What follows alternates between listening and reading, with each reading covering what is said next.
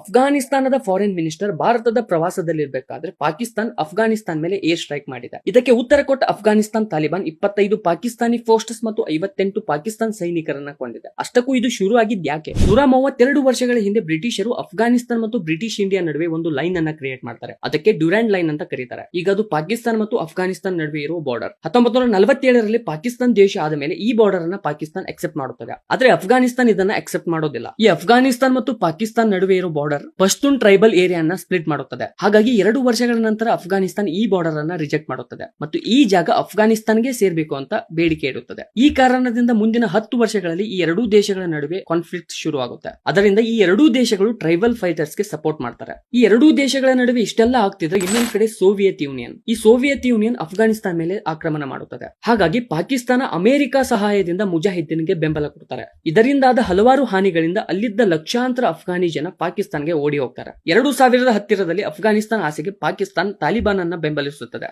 ಇಲ್ಲಿ ಜಿಯೋಪೊಲಿಟಿಕಲಿ ಬೇರೆ ಕಾರಣ ಇದೆ.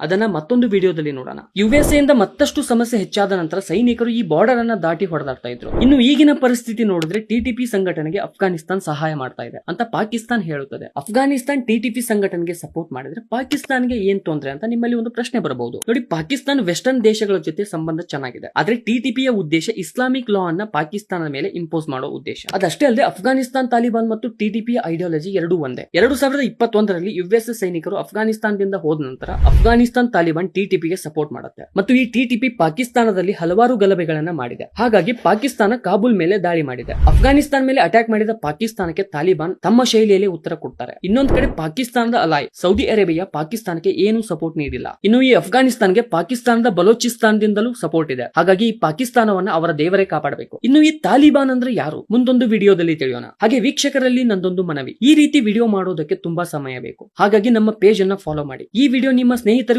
ತಲುಪಬೇಕಾದ್ರೆ ಈ ವಿಡಿಯೋನ ರೀಪೋಸ್ಟ್ ಮಾಡಿ. ಮತ್ತೆ ಭೇಟಿ ಆಗ್ತಾ ಇರೋಣ. ಧನ್ಯವಾದಗಳು.